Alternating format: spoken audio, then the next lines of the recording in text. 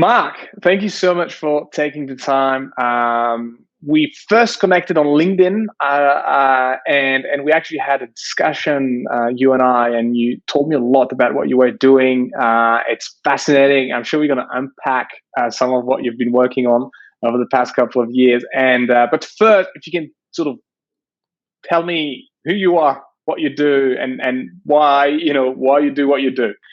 For sure. Yeah, that sounds great. Thanks so much for connecting with me, inviting me.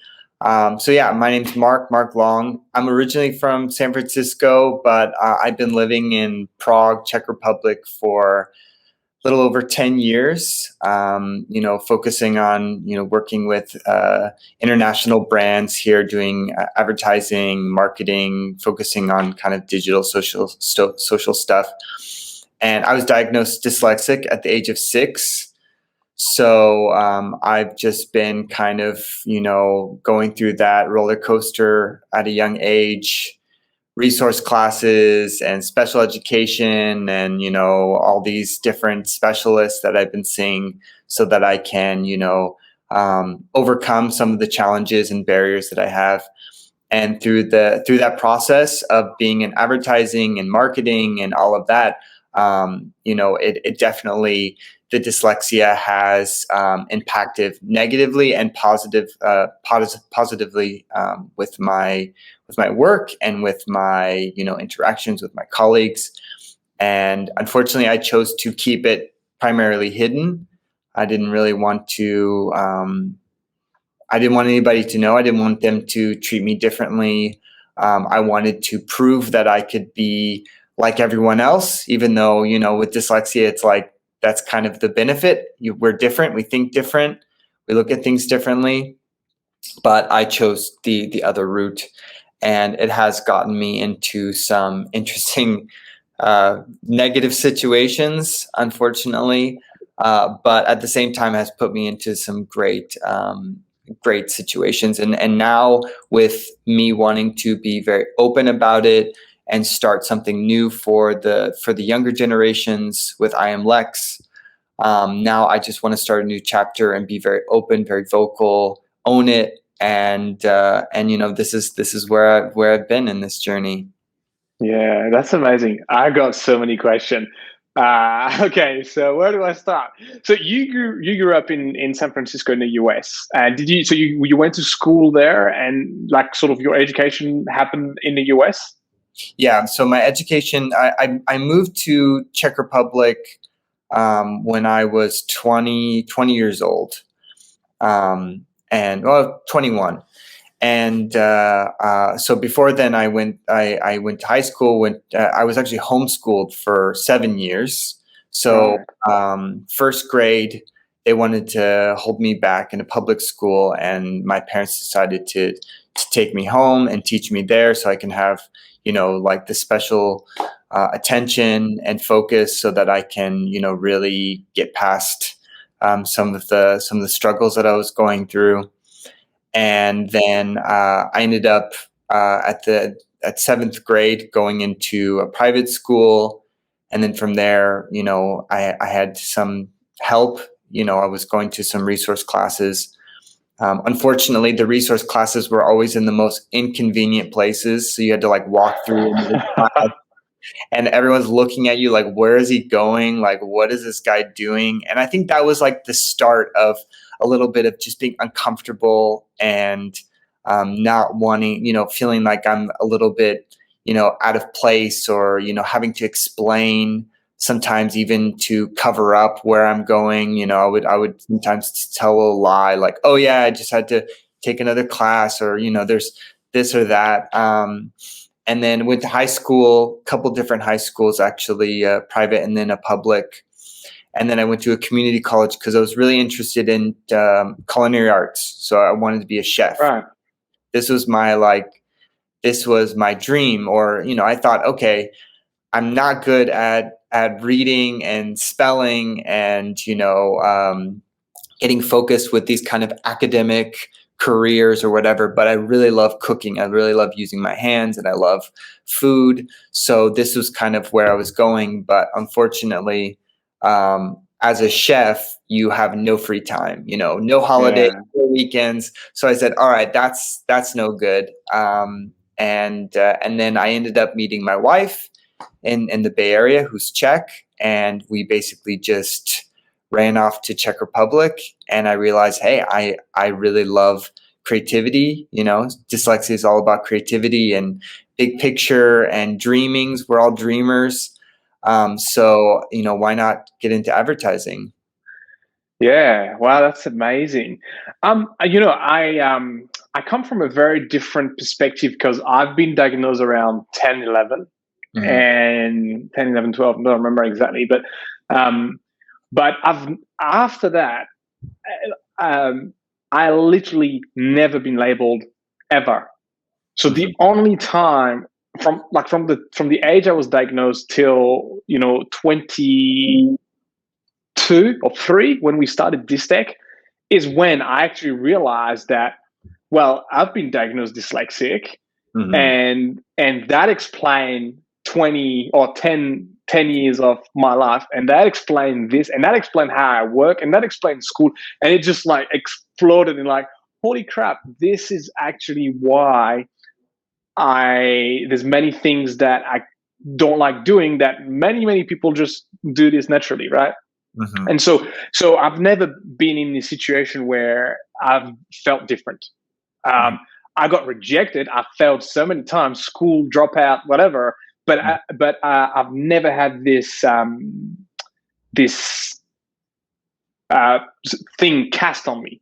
Mm-hmm. And I'm interested to see your perspective because obviously, for many of us, unfortunately, that's not the case. And how does that work? Like, I mean, it's hard to explain, I know, but like, would people actually would they make fun of you? Was that something that was repetitively said to you, like when you were going to school, like, oh, he's dyslexic, oh, let's do this, or let's do it. Was that something like just common in your life and throughout your education? I mean, to a degree. I think the real problem and going through this process and talking to a lot of dyslexics when I've been pushing, I am Lex and connecting that all, one common theme that I see is, when you go to these special education or these resource classes or these specialists that you have in these schools, usually everyone is put into, one room, one place. Yeah. Like an annex. It's really kind of like shady, last minute kind of setup, sometimes in really weird, awkward places. And there are a lot of mentally challenged people in there. There are a lot of different cases. There's a lot of trouble with kids. In my resource class in high school, I had it was like all of the kind of druggy, weird, really aggressive kids. There's also some kids that had really severe kind of mental issues, kids with Down syndrome, with autism. So we're all kind of put into this collective group. And, of course, dyslexia was and is still misunderstood as kind of like, oh, this person just reads everything backwards and they just can't read, can't spell. They kind of put into, everyone would consider us the R word, the retard, this horrible statement. And this is what you would hear. This is what kind of put, and I have experience. I have been called that. I have been grouped into this.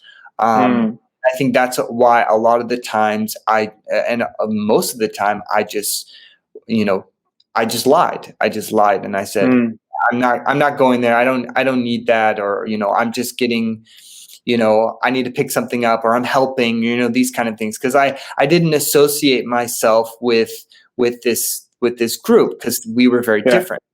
We were a different kind of place. And a lot, one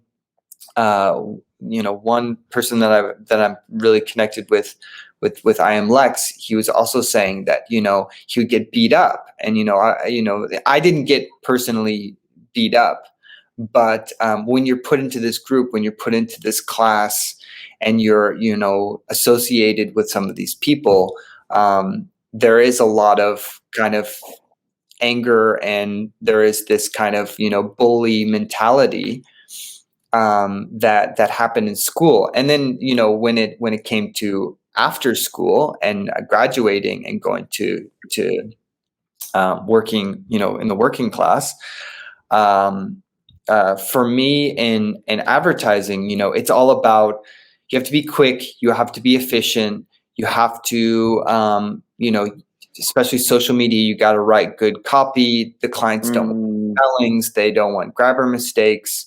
This was before Grammarly, so it was dependent on Microsoft Word and Google, which, I'm so glad that it's gotten a lot better. But before, it wouldn't catch everything.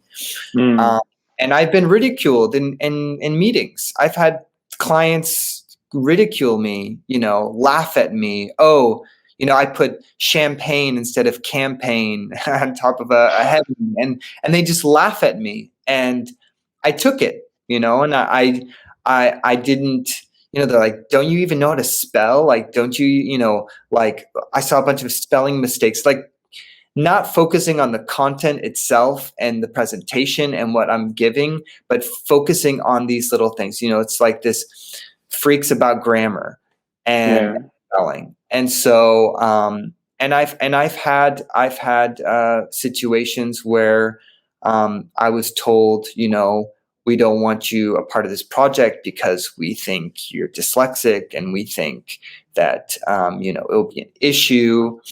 And instead of me owning up to it and saying, yeah, but like Steve Jobs, Elon Musk, the inventor of the light bulb, the airplane, et cetera, all the most incredible inventions, the most incredible pioneers of our lifetime had dyslexia. We have this in common.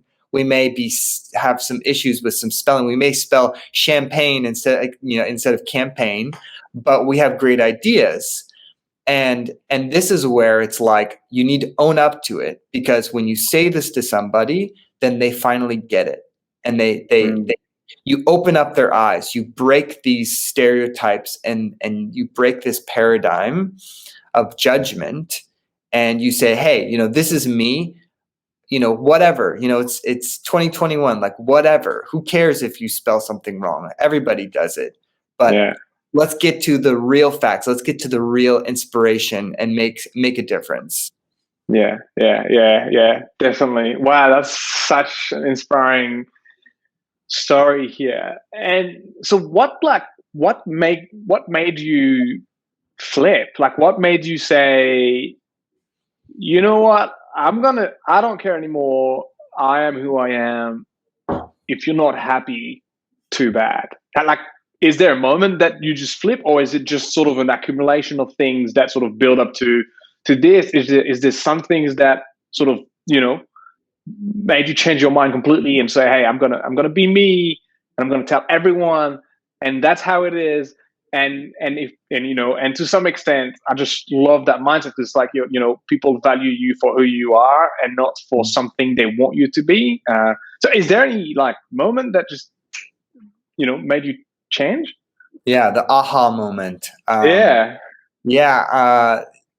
think, well, I've been tinkering with the idea of I am Lex, like to create, to rebrand dyslexia for the 21st century, and really focus on the creativity and the innovation around dyslexia, and like everything, kind of shorten it and something cool and smart, and call ourselves Lex, like change the communication, shift the paradigm so that people are curious. Like, what is Lex? Oh, Lex is dyslexia. Oh, but it's this and that, really to revamp that. And I didn't have a whole lot of time to work on this project because, I was juggling other brands and working on tons of other projects. And with, advertising, it's like you usually have a couple days to execute like a big project. So there was never that moment. But my wife and I were both kind of thinking like, okay, we really want to do this. I think there's a great opportunity.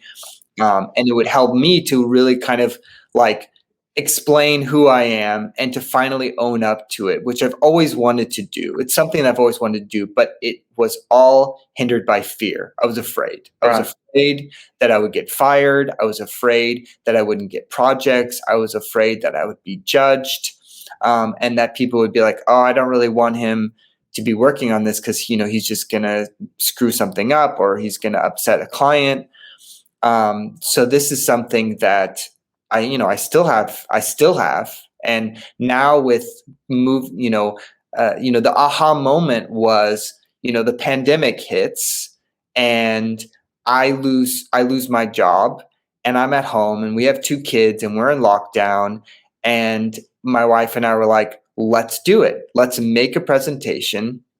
Let's finally own up to, my greatest strength as a result of my greatest weakness. And let's put it out there and let's see what happens. Let's make something.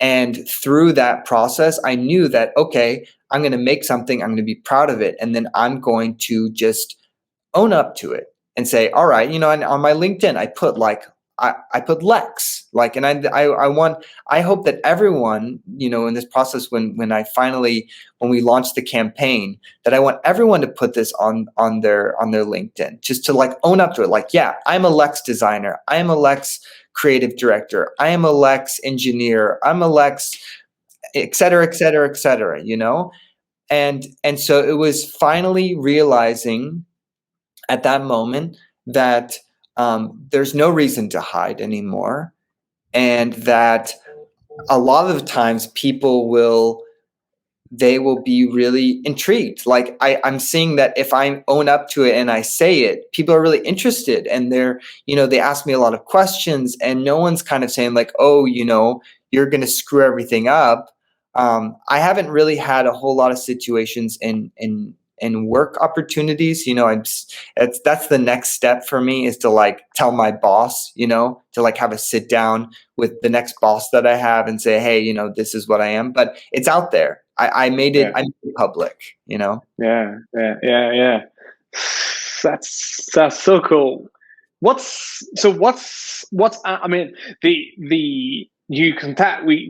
connected on LinkedIn, and then you said to me, hey, I've got this great thing. Can I show it to you? And I was like, yeah, sure, let's have a chat. And then you did this amazing presentation to me, which I think was really, really good. And I think you presented really well. And I also think that you were able to communicate and translate the idea that you're trying to do with what you're doing very, very well. So what's I Am Lex? What are you trying to do with I Am Lex? What it is?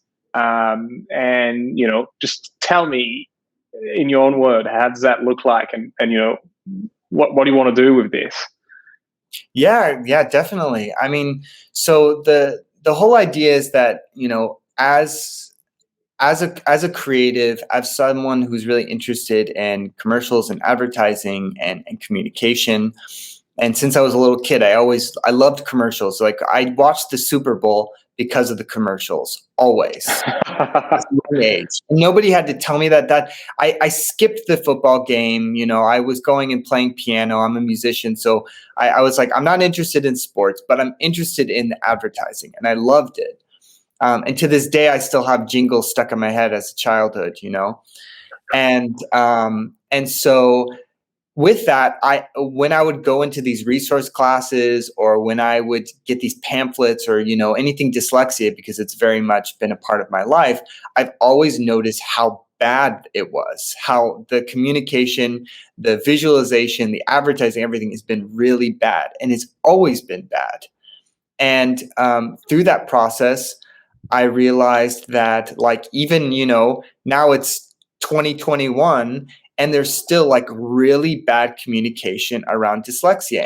And I feel a lot of it has to do, hey, bless them. I love the advocates. I love the people that are pushing for dyslexia to help the kids. I think that's super important, but they're not really that creative, and they're not really, adapting to the younger generation. It's the older generation that's basically running this, and has been running this for a long time. And so I thought there needs to be better communication, something more creative, more modern for dyslexia, because the paradigm and the awareness of it is just wrong, and there's a lot of stereotypes connected to it. So I thought, all right, I do rebranding for advertising and for brands, and I've been doing it for a long time. Let's rebrand Dyslexia. Let's take it, let's simplify it, let's get rid of the negative connotation, the dys, and let's focus on the core of the word, which is lex. And I thought, okay, lex even can evoke this, this idea of the strengths of a dyslexic, the leader, the exploration, just the key features of what a dyslexic, what a lex is. And like I said, with lots of words and things nowadays, we like to shorten it and make it sweet, make it different, make it modern. And so I thought, all right, I want to create something where, we have a new identity. We are focusing on storytelling, kind of modern way of communicating around dyslexia for the awareness, and start from there. And I think also, is this idea that I could never spell dyslexia. I to this day, I still can't spell dyslexia properly. I always mess up, and it's always Google translated or something, or I have to do a translation for it. And I thought, like, okay, that's a great little insight. That's a great little thing to start with. Like, we can't spell dyslexia, so let's change the word dyslexia. Let's simplify it for the dyslexics and for the world. And through that process, I made a presentation, like you're mentioning, a deck that kind of outlines, how the visualization can be, how when you Google dyslexia awareness, you should something new and something real, like the humans of dyslexia kind of visualization and communication should pop up, not what you're seeing nowadays, and just to start to shift the paradigm. And I've been reaching out to, since last year, May, I've been reaching out to different advocates and organizations, trying to connect with celebrities, which is really challenging, but, these things take time. And through that, I actually made a great connection with the International Dyslexia Association based in Baltimore, Maryland. Sanja Banks, who's the CEO, has been really like a great connection, great link. And she's doing a lot more for the kids, for, helping actually to boost structured literacy in schools, which is kind of like a more efficient way to teach reading, not only to dyslexics, but it's like to help dyslexics learn to read through structured literacy, to help to identify dyslexics in the classroom through structured literacy, and also to help non-dyslexics to basically learn to read better. So it's a win-win-win kind of situation. So I linked up with her, and we decided that we're going to be basically creating, for the Lex campaign, we're going to link up. We're going to do the idea is to make a pledge, Lex pledge, so that we have schools and businesses to vow to, support neurodiversity and their, diversity and inclusion initiatives, to bring structured literacy into schools, all schools in the U.S. from kindergarten to third grade, and just to create change, create inspiration, and just get people to understand the genius and the new kind of way of thinking behind dyslexia, and to focus on like the real life and the needs that we have, because of course we have the needs. We need this support. We need the support in the workplace. We need this support in school, and that is the real importance of all of this. So it's been just this little, seed of an idea that, we've turned into something that I hope is going to really bring a new look and a new way of thinking about Lex. Yeah, that's amazing. Well done on this. I'm looking forward to see how this is going. And I totally agree. I mean, the number of terrible meme that there is Yeah. on dyslexia, I mean, it's very horrible. And when I look at websites as well of company, association, organization, or school who try and sort of push that message, it's true that it definitely doesn't resonate with 2021. We have influencer, we have amazing creator everyday people doing amazing video, image, photography, and it's like it doesn't reflect. It's like it's looked like it's 50 years old and it hasn't moved. And it's like, yeah, let's put this pixelated image and this white text, and So definitely, I think it's a great idea that you have here, Mike. And I mean, it's interesting because one of the things that I often mention is the fact that dyslexia is not tangible. Mm-hmm. And so if we knew each other all life but never went to school together, we would never know we're dyslexic, right? Yeah. Many other disorder, it's tangible, meaning you spend 5 minutes with the individual, you can tell. You don't have to have a master's degree in psychology to tell that there is something a bit different. And I think one of the reasons why, for example, from a statistical point of view, there's more dyslexic than there is autistic person. Mm-hmm. But from a financial point of view, there's so much more money poured into supporting autism, which I'm not saying is a bad thing. That's not what I'm saying. I'm just saying from a statistics point of view, it doesn't really make any sense because the frequency of people struggling with dyslexia is so much higher that it seems to me that at least the focus should be equal and the investment should be equal. But I think one of the reasons why it isn't is because it's not tangible.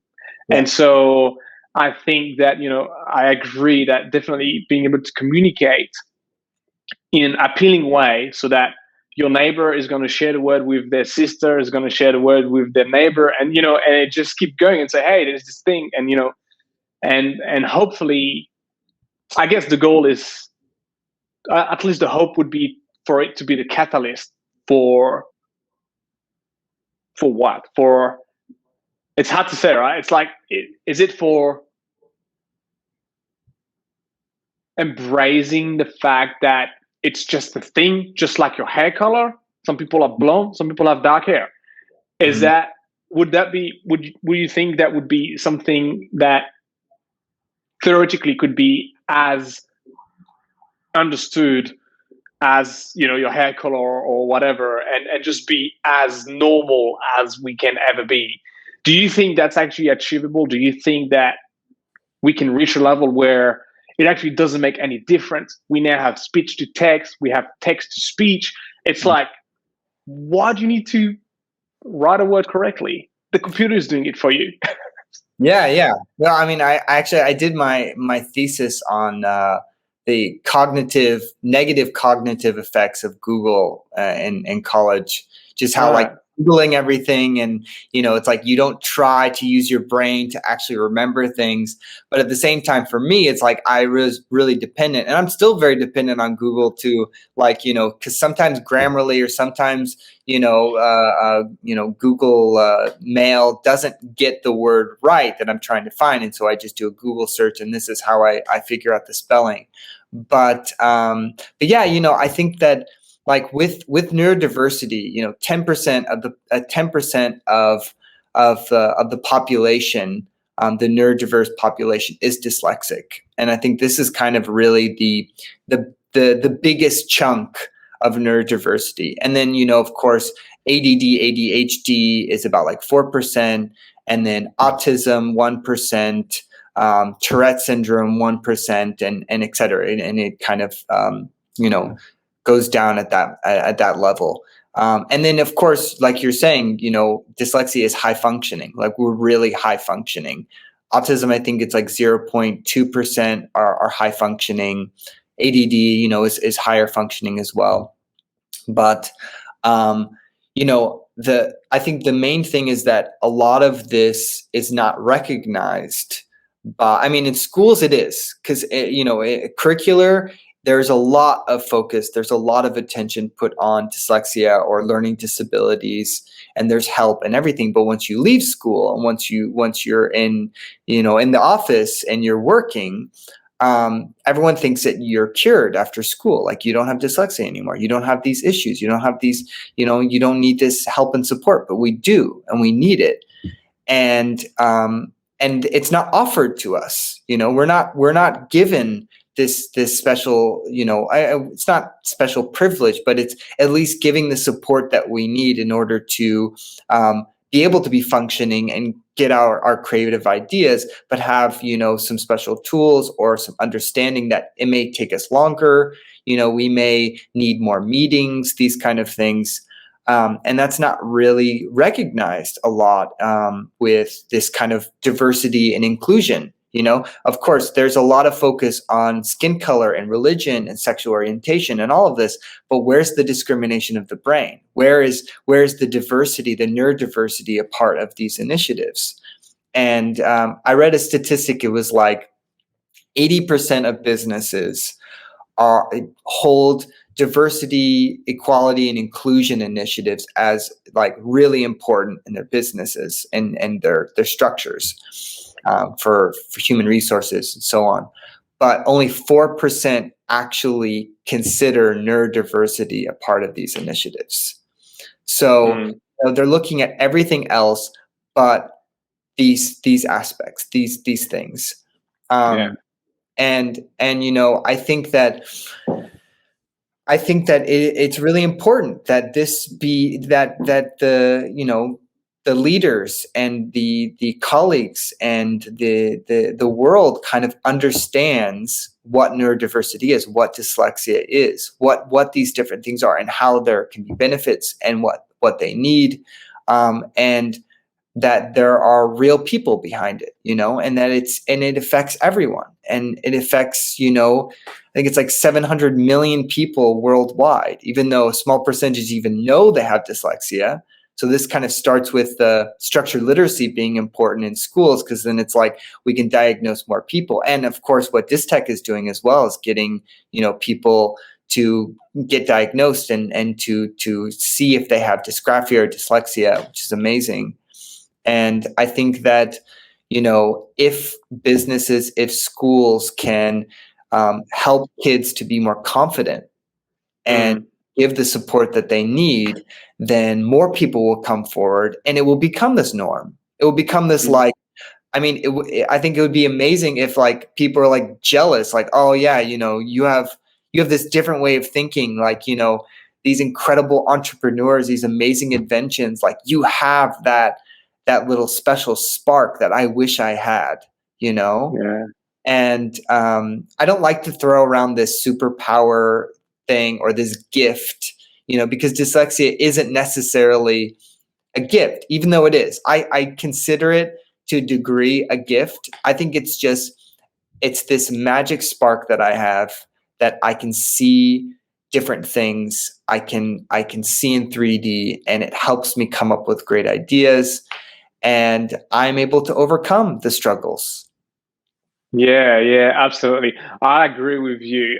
I'm not jumping in the gift idea, but I'm definitely in between, because when I look at, when we started Dystech, like when I look back, and because when we started Dystech, I started going to conference to educate myself on dyslexia. So I sort of started listening to the expert, and I'm like, wow, that actually there's a lot of things that they describe that looks exactly like me. And, sort of connecting the dots. And, when we have meetings or, we have brainstorming session and stuff, and I'm like, I know where my strengths are. I know where I'm above average. Yeah. But I also know where I suck. Like, like spelling mistake, all that sort of thing.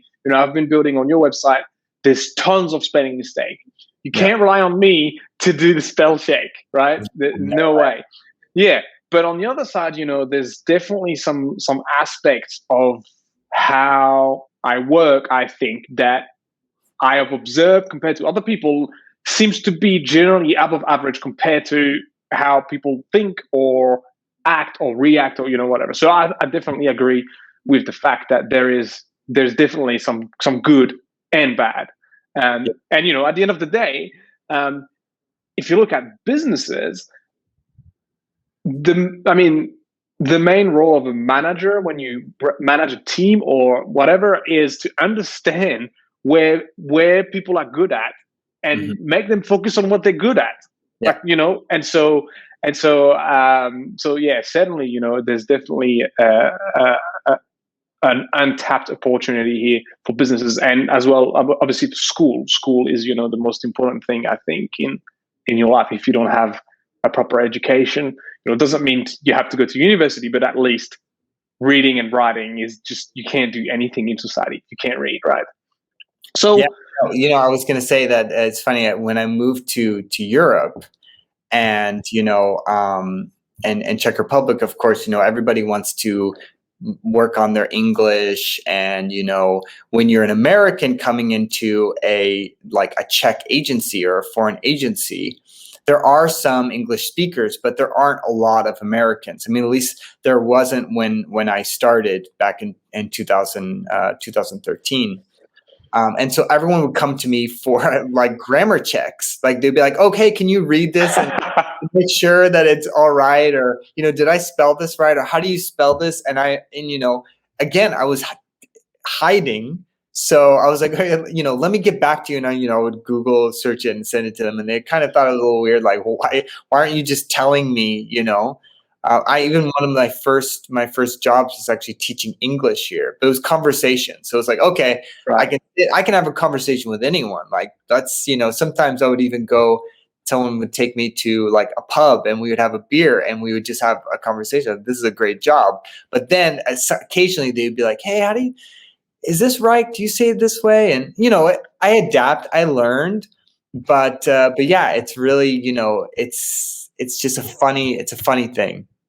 Yeah. So what would you say to a kid with dyslexia who's listening to us now?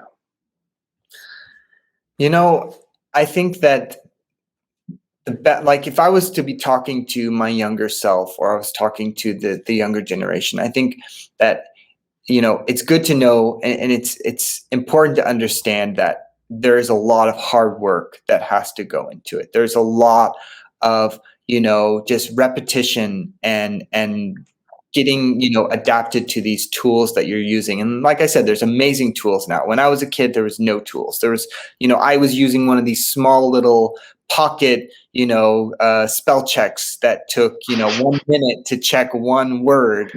And it was awful. And then now, some schools are allowing kids to to type up on computers and do these things. And, when I was in university, I had to handwrite everything, which I also have dysgraphia. So, it was they were deciphering a foreign language when reading my papers.